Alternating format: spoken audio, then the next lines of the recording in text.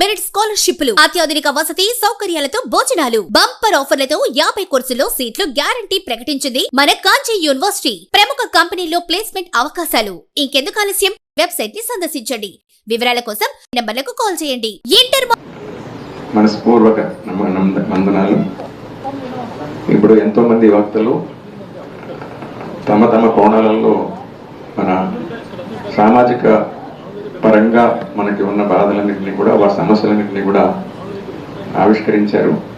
ఆవిష్కరిస్తూనే ఉన్నారు, ఇంకా అవుతూనే ఉన్నాయి. ఇందాక మొదట మన న్యూరో సర్జన్ గారు చెప్పినట్లుగా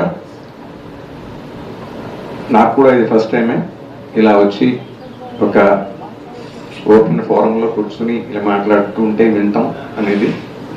ప్రాథమికంగా దీనిని నాకు అవగాహన చేసుకునేందుకు వచ్చిన అవకాశంగానే దీన్ని భావిస్తున్నాను.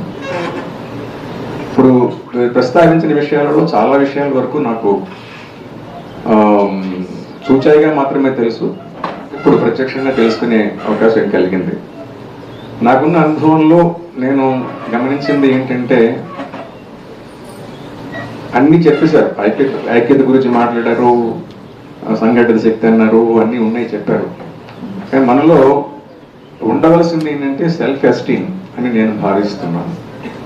సెల్ఫ్ ఎస్టీమ్ ఒకటి ఉండాలి. ఎందుకంటే మాలో మేమే ఒకరికొకరు విభేదించుకుంటూ, మేము అవతల వాళ్ళు చెప్పింది కరెక్ట్ కాదు అనుకుంటూ, మనం ఎవరి దృష్టిలో వాళ్ళు ఆలోచించుకోకుండా అందరం కలిసి అవతల వారు చెప్పిన పాయింట్ ఏది అనేది గమనించి దానిలో ఉన్న మెరిట్స్ని మనం గుర్తించే ప్రయత్నం మనం చేస్తే బాగుంటుంది. ఇందాక కొంతమంది వచ్చి సగంలో వెళ్ళిపోయారని కూడా అంటున్నారు. ఎందుకంటే ఒక ఫోరంలో ఏదైనా ఒక సమస్యని చర్చించుతున్నప్పుడు ఆ సమస్యను అర్థం చేసుకునేందుకు చక్కటి అవకాశం ఇది. సో ఈ అవకాశాన్ని అందరూ ఉపయోగించుకుని దీన్ని మనం సమిష్టి అభివృద్ధికి అభ్యున్నతికి ఎలా మనం దీన్ని తీసుకుపోవాలన్నది అనేది మనం అందరం దృష్టి పెడితే బాగుంటుంది అని అనుకుంటున్నాను. నేను గతంలో నాకు కూడా ఒక డిపార్ట్మెంట్లో ఒక ఎక్స్పీరియన్స్ ఇట్లాంటిదే ఉంది. ప్లేసు డిపార్ట్మెంట్ వింగ్ నేను చెప్పను, నాకు కూడా ఉంది. ఇది ఏంటంటే, అది ఒక చర్చ చిన్నగా మిత్రుల మధ్య జరుగుతున్న చర్చలో, అంటే ఇంపార్టెంట్ కీలక విభాగంలోనే ఉన్నాం అప్పుడు. సో జరుగుతుంటే, సో ఫలానా ఆయన కనుక వారిని మనం ప్రోత్సహించినట్లయితే ఆయన వల్ల గవర్నమెంట్కి మేలు అవుతుంది, అలాగే పార్టీ కూడా మేలు అవుతుంది అనే ఒక పాయింట్ రేజ్ చేయంగానే, ఈ రోజుల్లో బ్రాహ్మణులకి ఎవరిస్తారండి అటువంటి పొజిషన్, ఏ పార్టీ ఇస్తుందండి అంటే దట్స్ అ జనరల్ ఒపీనియన్. అంటే బ్రాహ్మణులకి ఇస్తే సమిష్టిగా ఆ ప్రభుత్వానికి కానీ ఆ పార్టీకి కానీ ప్రయోజనం పెద్దగా ఉండదు అనే ఒక భావన సర్వత్రా నెలకొని ఉంది. దానికి కారణం మనకి మనమే ప్రశ్నించుకోవాలి. ఇప్పుడు వేదాంత పరిభాషలో చెప్తూ ఉంటాం, అంతర్ముఖం బహిర్ముఖం అంటాం. మనం చర్చించిన చర్చలో ఇంతవరకు జరిగిన విషయాలన్నింటిలో కూడా బహిర్ముఖమే అయ్యాం. మనం అంతా అన్నింటికీ ప్రభుత్వాల వైపే చూస్తున్నాం. వారు సాధించి మనకి పెట్టవలసినవి వాటి గురించే చూస్తున్నాం. మన నాయకులు మనకి ఏం చేసి పెట్టాలని ఆలోచిస్తున్నాము, ఏ సమస్యని ఎట్లా పోరాడి సాధించుకోవాలని ఆలోచిస్తున్నాము. వారి దృష్టిలో పడేటందుకు మన స్థాయిని పెంచుకునే ప్రయత్నంలో మనం ఎంత సఫలమయ్యాము అనేది మనం గమనించుకోవాల్సిన అవసరం ఉందని నా ఆలోచన. ఎందుకంటే గుర్తింపు ఉండాలి. ఇప్పుడు ఏ డిపార్ట్మెంట్లో అయినా సరే, లేకపోతే ఒక కాలేజీ తీసుకోండి, కాలేజీలో ఒక క్లాస్ రూమ్లో నీకు 100 మంది స్టూడెంట్స్ 50 మంది స్టూడెంట్స్ ఉన్నప్పుడు ఒక్కరికే ఎందుకు ఫస్ట్ మార్కులు వస్తున్నాయి, ఫస్ట్ ర్యాంక్ వస్తున్నాయి? సో మిగిలిన వారు దాన్ని గమనించి వారిలో ఉన్న మెరిట్స్ ఏంటి, ఆ మెరిట్స్ మనం ఎందుకు అందుకోలేకపోతున్నామనే విచారణ చేసుకుని ప్రయత్నం చేస్తే ఖచ్చితంగా మిగతా వాళ్ళకు కూడా ఆ ఛాన్స్ వస్తుంది. సమిష్టిగా ఎదగడానికి ప్రయత్నం చేసే విధంగా మనం ఆలోచించాలి. ఇప్పుడు 2-3 మొత్తం రాష్ట్రం అంతా చూసుకుంటే 2-3 మాత్రమే నాయకులు ఉన్నారు అనే విధంగా కాకుండా చాలా మంది నాయకులు ఉన్నారు. అంటే కార్యకర్తలతో లేని కాదు, కార్యకర్తలతో కలిసిన నాయకులు, అందరూ కలిసిన నాయకులు ఉన్నారు.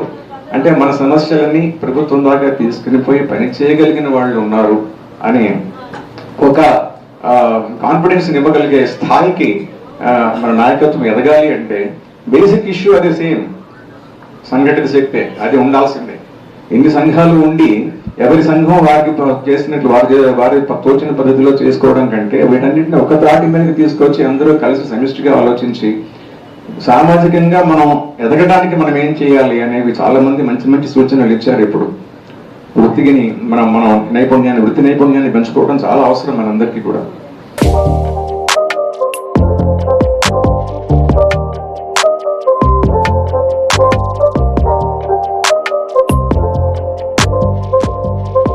వృత్తి నైపుణ్యం పెంచుకొని ఇవి కాకపోతే ఇంకొకటి అనే దీనిలో ఉండాలి మనం. సో ఆ స్థాయి అన్ని ఏ రంగాలలో మనం మనుషులు లేరని అనుకుంటున్నామో అన్ని రంగాలలోనే మన వాళ్ళు ఉన్నారు, ప్రస్తుతానికి ఉన్నారు. కానీ ఉండి కూడా మనం మన రంగంలో మనం ఉన్న వాళ్ళకి మనం ఏం చేసుకోగలుగుతున్నామో, మనతో మన తాటి మనుషులకి మనం ఏం చేసుకోగలుగుతున్నాం అనేది చూడాల్సిన అవసరం ఉంది. ఇందాక న్యూరో సర్జన్ గారు కూడా చెప్పారు, పక్కన వాళ్ళకి సహాయం చేసుకుంటూ మనల్ని మనం లిఫ్ట్ చేసుకుంటూ పక్క వాళ్ళని లిఫ్ట్ చేసుకునే పరిస్థితికి మనం పోవాలని నా ఆకాంక్ష. అదేవిధంగా ఇంకొకటి చూసాను, ఇందాక సెల్ఫ్ ఎస్టీమ్ గురించి మాట్లాడుకున్నప్పుడు ఇప్పుడు పౌరహిత్యం అనేది ఉంది, చాలా important area of our community. So ఈ కమ్యూనిటీలో ఈ పౌరహిత్యాన్ని మనం ఈరోజు ఎలాంటి పరిస్థితి వచ్చిందంటే, ఆడపిల్లల్ని సంబంధాలకి చూసుకునేటప్పుడు వాళ్ళు పౌరహితులు అంటే వాళ్ళని మనం కన్సిడర్ చేయట్లా. నేను ప్రత్యక్షంగా చూశాను కొంతమంది పురోహితుల్ని ఇట్లాగా, వాళ్ళు అర్చకత్వం చేసేవాడికి మనం పెళ్లి చేయడం ఏంటి మన పిల్లనిచ్చి అని. సో అంటే మనమే అగౌరవపరుచుకుంటున్నాం కదా, మన ధర్మాన్ని మనమే కాదంటున్నాం, మనలో ఉన్న మెరిట్ని మనమే కాదంటున్నాం.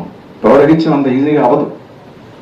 అంత వేదం నేర్చుకుని అందులో దాని స్మార్థం అనంటే వేదన చెప్పండి, బట్ ఏంటంటే పేరు ఎదిరించి పెట్టినా కూడా అది వేదమే.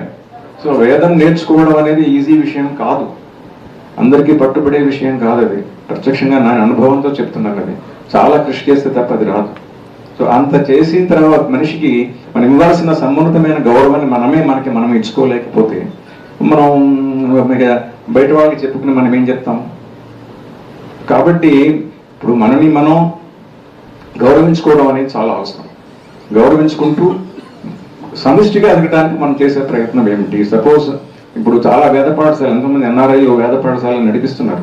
ఆ వేద పాఠశాలల్లో వాళ్ళు ఫండింగ్ చేసి పిల్లల్ని ప్రోత్సహిస్తున్నారు. మన పిల్లల్ని మనం వేద పాఠశాలల్లో చేర్చడానికి మనం ఇష్టం చూపిస్తున్నాము, చూపించట్లేదు.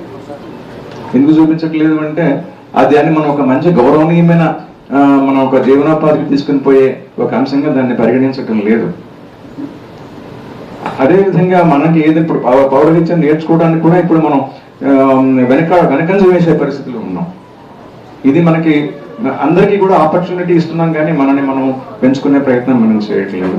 సో ఇటువంటివి అంటే నా అనుభవంలో వచ్చిన విషయాలు మీకు చెప్తున్నాను, ఇది నేను చూసేదని చెప్తున్నాను. కాబట్టి ఈ విధంగా మనం ఆలోచించుకోవాల్సిన అవసరం ఉంది. ఇప్పుడు మనం అంతర్ముఖమయ్యి మనని మనం ఇంట్రాస్పెక్షన్ చేసుకొని మన స్థాయిని మనం పెంచుకొని ఆటోమేటిక్గానే ఏ ప్రభుత్వానికి మనం చెప్పాల్సిన అవసరం లేదు. ఫలానా వారిని కనుక మనం ప్రోత్సహించినట్లయితే ఖచ్చితంగా ఇతను మనకి ఉపయోగపడతాడు అనే స్థాయికి మనం ఎదగాలి. సో ఆ ఎదిగే ప్రయత్నం చేయాలి. ఇందాక తిరువగా శ్రీరామ్ గారు కొంచెం ఆవేశంగా చెప్పినప్పటికీ కూడా వాళ్ళు చెప్పిన వాటిలో విషయం అదే. నాయకత్వాన్ని పెంచాలంటే ఇద్దరితోనూ ముగ్గురుతోనూ అయ్యే పని కాదు. అందరూ పెరగాలి, అందరూ ఎదగాలి. సమిష్టిగా ఎదిగినప్పుడు ఇంతమంది నాయకులు ఉన్నారు, వీరిని మనం ఇగ్నోర్ చేసినట్లయితే మనకి ప్రాబ్లం వస్తుంది అని ఒక నాయకత్వం ఫీల్ అయ్యే పరిస్థితికి మనం ఎదిగినట్లయితే ఇది సాధ్యమవుతుంది. సో దానికి బేస్ రూట్ గా తీసుకున్నట్లయితే మనకి ఐక్యత. సో ఐక్యత అనే ఒక పునాది మీద ఈ నాయకత్వం అనేది పెరిగినట్లయితే మనం అనుకున్నది మనం సాధించగలుగుతామని నా భావన. సో ఈ అవకాశం నాకు ఇచ్చినందుకు సభకి నమస్కారం తెలియజేసుకుంటూ అభివందన